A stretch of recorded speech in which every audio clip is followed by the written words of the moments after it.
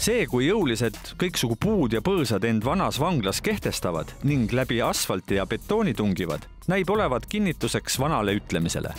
Tõepoolest, loodus tühja kohta ei salli. No näed, loodus tuleb siia niimoodi ägedalt, jah? Aga edasine on trööstitu kulgemine, okastraati mässitud pooleldi või siis täiesti lagunenud majade vahel. Siin on ajahambas puretud eluhooned ja sünge kartserimaja, mingid torud, väravad, aiad.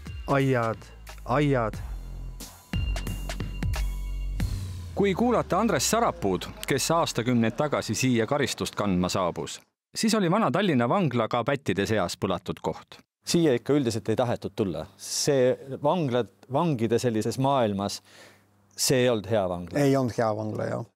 Ebameeldiv ja ränk oli see koht ka vangla töötajatele. Omal ajal, kui me oleks tulnud töötava vanglane siia sisse, siis akende pealt oleks väikseid hõikeid tulnud, tüdrukutele vilekoori võib-olla. Kui omal ajal ametnikuna siit läbi jaluksid, siis sama pikk galerii mõlemalt poolt on akendest. Sa ei teada, kes sa oled ja mis... Jah, et see laadne see tuli, argielu hingamine nii-öelda. Kas teie karjääri jooksul on olnud olukordi, kus teil ikkagi reaalselt ähvardatakse või ongi kallale tungitud või tunnete, et kurat, siin nüüd on elu ohus? Minul otseselt ei ole olnud sellist asja, et keegi ähvardaks või kipuks mu elu tervise kallale, aga on olnud selliseid olukordi küll, kus siis vangid on rünnanud näiteks kaplanid. Praegu on vangla usutalituste ruum, kus kaplanid vange kuulasid ja lohutasid ning mõni vang neid vastutasuks ründas, muidugi tühi, nagu ka raamatukogu. Ja lõpuks jõuame direktor Liivaku juhtimisel spordisaali.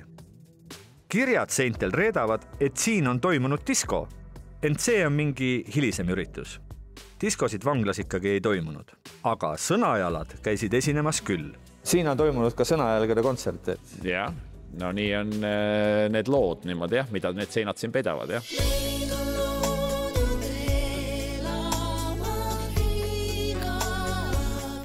Huvita, kas sõnajalad olid ka vanglaseinte või müüride vahel menukad? Saal oli triiki täis.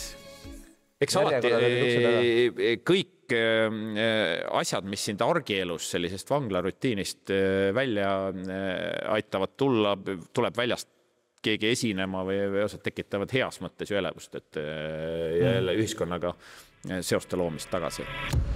Sõnajalad on muidugi toredad ja võisid korra päevaga päikese tuua, aga üldiselt on väga keeruline mõelda, et keegi käis siin tööl ja lausa iga päev.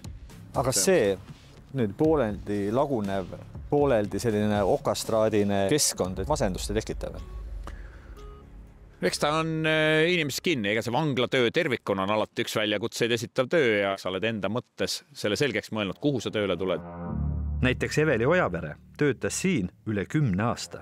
Öeldakse, et inimene harjub kõigega, et olime ka meie siin harjunud, et tollel momendil, kui me siin töötasime, ega ei osanud ju ka paremaid tingimusi tähtagi. Siin vast on õige aeg ja õige moment rääkida vangla ajaloost.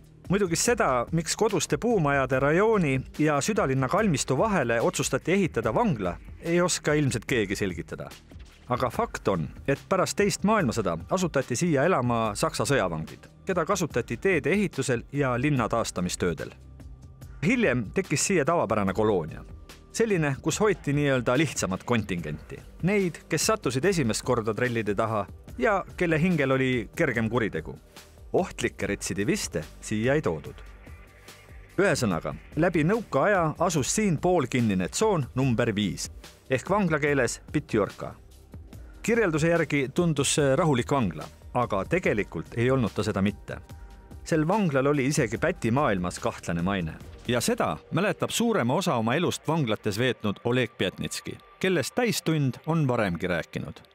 Tema istus kinni juba nõukaajal.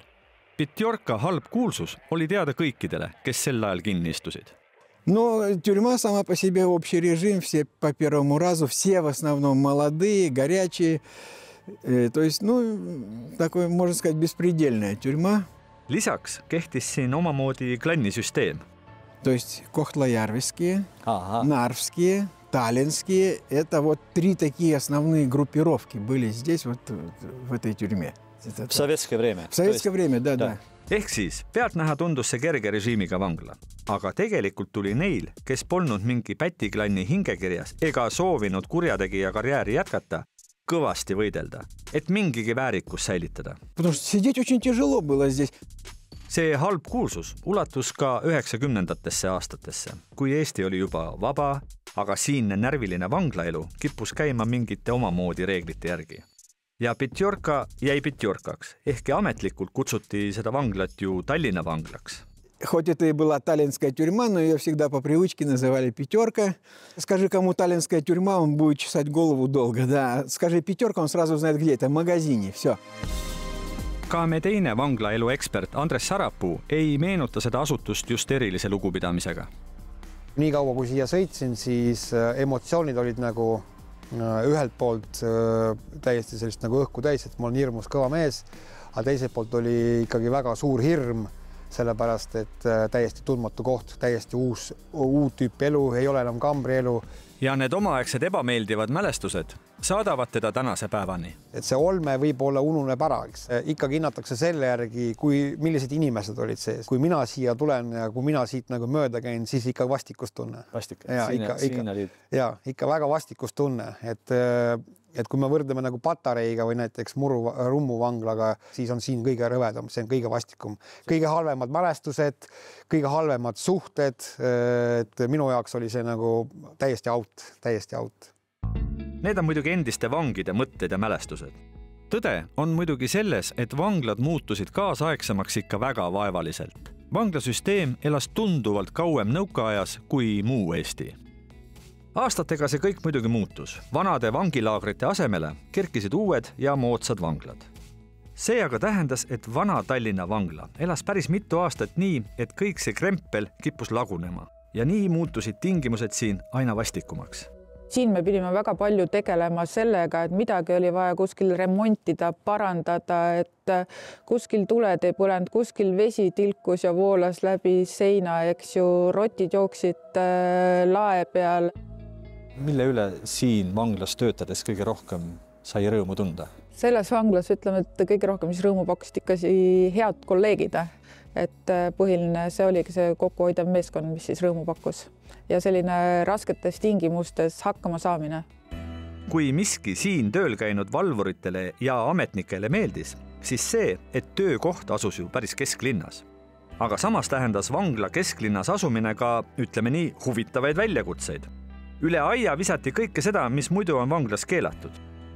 No näiteks seal on, eks ole, juba naaberkinnistul on autobaas, autobaasi mingisuguse hoone katus ja sealt visata asju siia oli täiesti igapäevane lugu. Ja, see oli vana vangla selline argipäev ja samamoodi siis traat või nöörside, et ka siit on võimalik panna mingisugune nöör, visata raskema esemega ja püüda siis sikutada läbi nööri midagi. See oli ka.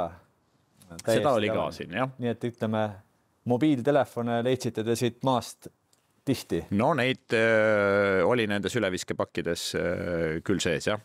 Mõnusad väikesed Nokiad, nagu siis olid. Täpselt.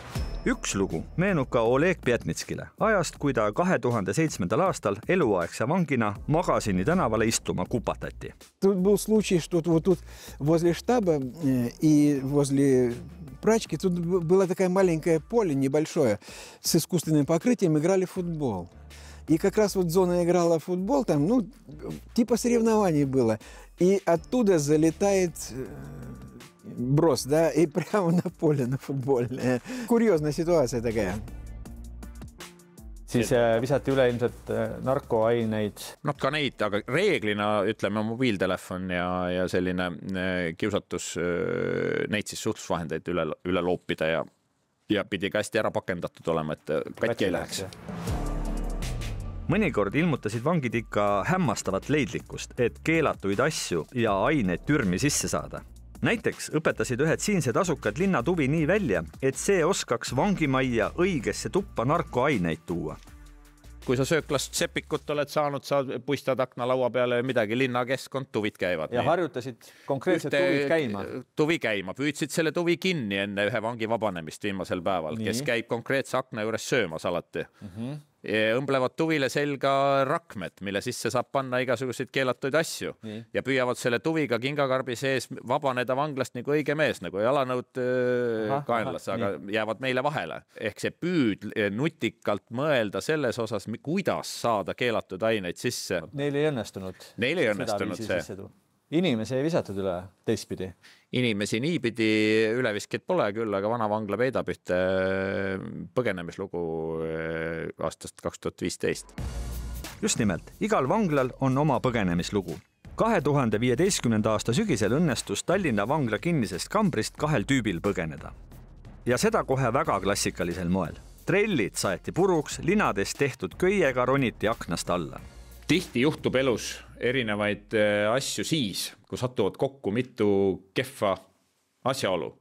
Meie mõneti puudulik järelevalve, mis ei avastanud trellide puruks tegemist, aga teisipidi ka toimusid perimeetril samal ajal ehitustööd, kus ehitajad olid jätnud siit aknast avanevas vaates remonditöid tehes tellingut perimeetri äärde.